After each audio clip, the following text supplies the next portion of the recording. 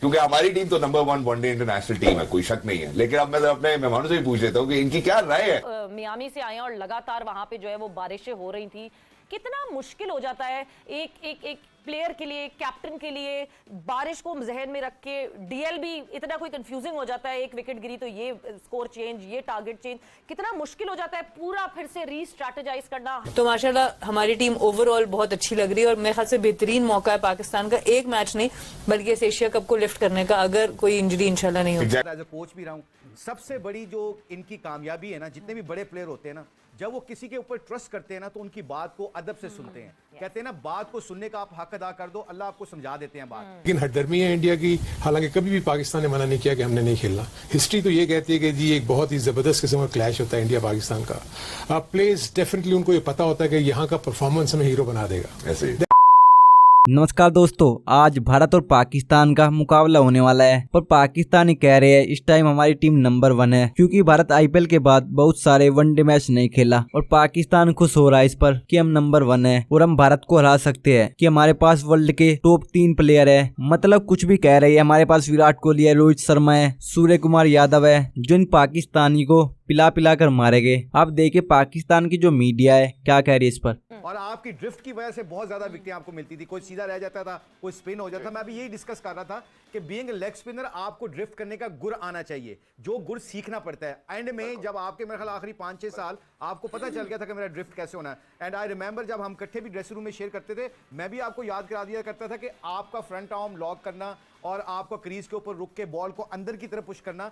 Every non again आपकी उंगली लगती थी और स्पिन हो जाता था, मगर वहां से पढ़ के सीधा रह जाता था। ना बैट्समैन को पता होता है ना बॉलर को पता होता है। सो इसके लिए अगर आप जो यंग लेग स्पिनर हैं वो अगर सीख जाते हैं तो आप बताएं वो शुरू से उनको विकेट लेने का गुर आ जाएगा। तो जब वो हाईएस्ट लेवल पे पहुंच के विकेट लेंगे तो आप बताएं ना कि उनको कितना आसान हो जाएगा, विकेट लेने का तरीका आ जाएगा बेसिकली।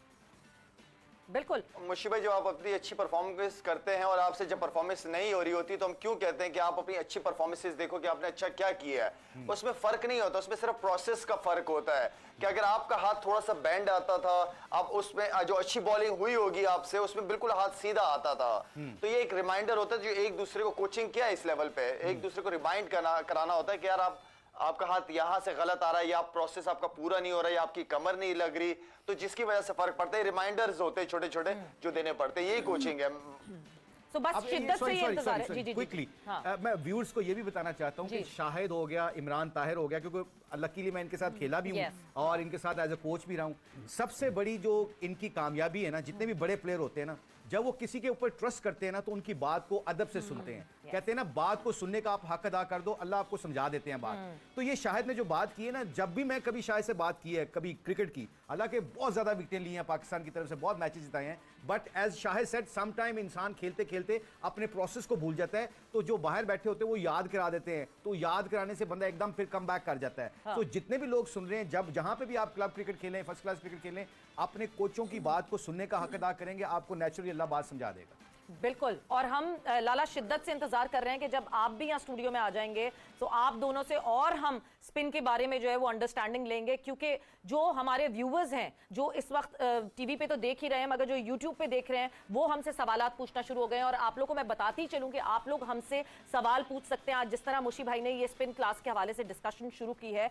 वैसे लाला, क्योंकि अभी रिसेंटली आप मियामी से आए हैं और लगातार वहां पे जो है वो बारिशें हो रही थी, कितना मुश्किल हो जाता है एक प्लेयर के लिए, कैप्टन के लिए, बारिश को जहन में रख के।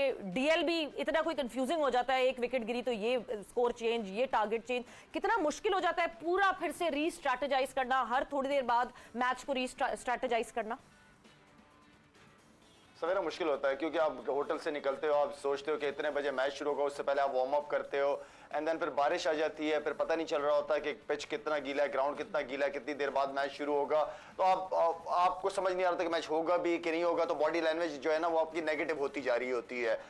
लेकिन यह है कि क्योंकि आपको एडजस्ट तो करना पड़ता है फिर हर चीज को देखते हुए, लेकिन एज ए प्रोफेशनल क्रिकेटर्स फिर काफी अरसे से इस तरह की मैच सिचुएशन में हम लोग रहे कि वेदर का वो है, लेकिन आप फिर अपने आप को बैक करते हो। लेकिन वो बॉडी लैंग्वेज नहीं आप होटल से निकल के जो आप सोच रहे होते हैं, क्योंकि हमारी टीम तो नंबर 1 वनडे इंटरनेशनल टीम है, कोई शक नहीं है। लेकिन अब मैं अपने मेहमानों से भी पूछ लेता हूँ कि इनकी क्या राय है कि सैटरडे को क्या प्री एम्प्ट कर रहे हैं सर।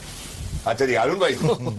हाँ, देखिए अरुण भाई, मैं बल्कि इसके साथ चाहूंगा आप थोड़ा हमें हिस्टोरिकल बैकग्राउंड भी दें पाकिस्तान इंडिया का, तो अच्छा लगेगा और सुनने एक वालों तो को। सबसे पहले तो मैं ये कहूंगा कि इंडिया ने बहुत ज्यादती की है बिल्कुल। कि जब तक हमारे साथ क्रिकेट वो नहीं खेल रहा है। आई थिंक मिलियंस और ट्रिलियंस ऑफ फैंस को वो डिप्राइव कर रहा है। दो ऐसी कंट्रीज जो आपस में मिलकर अगर खेलें एक दूसरे के खिलाफ, तो दुनिया जो है वो ग्लूड हो जाती है। ग्राउंड भरे हुए होते हैं, टेलीविजन सेट के ऊपर लोग होते हैं, लेकिन हटदर्मी है इंडिया की। हालांकि कभी भी पाकिस्तान ने मना नहीं किया कि हमने नहीं खेलना। हिस्ट्री तो ये कहती है कि जी एक बहुत ही जबरदस्त किस्म का क्लैश होता है इंडिया पाकिस्तान का। प्लेयर्स डेफिनेटली उनको ये पता होता है कि यहाँ का परफॉर्मेंस हमें हीरो बना देगा। ऐसे ही। That is the only thing. जहाँ प्लेयर्स के पॉइंट ऑफ व्यू से मैं बात कर रहा हूँ, उसमें इतना ज्यादा ऐसा वो नहीं होता। लेकिन क्राउड और फैंस जो हैं वो इसको बिल्कुल जज्बाती अंदाज में लेते हैं, एक जंग की सूरत में लेते हैं। सो मेरे नजदीक वो एडिड प्रेशर जो है ना वो प्लेयर्स के ऊपर और ज्यादा ये पड़ता है कि वो और ज्यादा अच्छा परफॉर्म करें। अच्छा मैच होगा डेफिनेटली, मैं फील करता हूं। लेकिन इंडिया को थोड़ा सा डिसएडवांटेज इस पॉइंट ऑफ व्यू से है कि 3 से 4 प्लेयर्स उनके इंजरी से वापस आ रहे हैं। उन्होंने अपनी इतनी क्रिकेट नहीं खेली, प्लस उन्होंने जो पीछे भी क्रिकेट खेली है उसमें डिफरेंट फॉर्मेट्स, डिफरेंट प्लेयर्स की स्क्वाड्स लेकर गए हैं, जिसकी वजह से उनकी टीम सेटल्ड यूनिट नहीं है। वेयरएज पाकिस्तान एक सेटल्ड यूनिट है, उसको पता है कि कौन कौन सा प्लेयर उनका 11 का पार्ट होगा। इस वक्त तो वहाँ ये भी इशू होगा कि ओपन किसने करना है। सो ये एक थोड़ा सा डिसएडवांटेज है, but having said that experience बहुत है इंडिया में।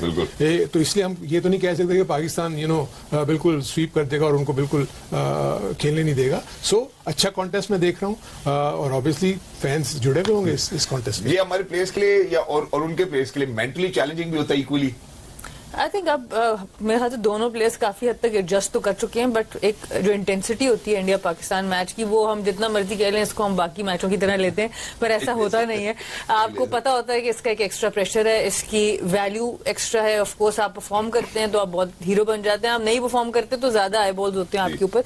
तो ऑब्वियसली ये थोड़ा सा डिफरेंट जरूर होता है, हम जितना मर्जी कह लें कि ये नॉर्मल मैच की तरह है। पर आई थिंक दोनों टीम्स अच्छी हैं, इसमें कोई शक नहीं। ऑन पेपर दोनों बड़ी स्ट्रॉन्ग टीम्स हैं, पर पाकिस्तान को आई थिंक डेफिनेटली एज है, not because I am a Pakistani, but as a cricketer, as a cricket follower, I think Pakistan की बहुत सेटल्ड टीम है। हमारे पास बॉलिंग में वेरिएशन भी इनसे ज्यादा है, हमारी फास्ट बॉलिंग डिपार्टमेंट बड़ा जबरदस्त है, हमारी बैटिंग भी इस वक्त क्लिक कर रही है। टॉप 5 दुनिया के बैटर्स में से 3 बैटर्स हमारे पास मौजूद है। तो माशाल्लाह हमारी टीम ओवरऑल बहुत अच्छी लग रही है और मेरे ख्याल से बेहतरीन मौका है पाकिस्तान का, एक मैच नहीं बल्कि इस एशिया कप को लिफ्ट करने का, अगर कोई इंजरी इंशाल्लाह नहीं होती।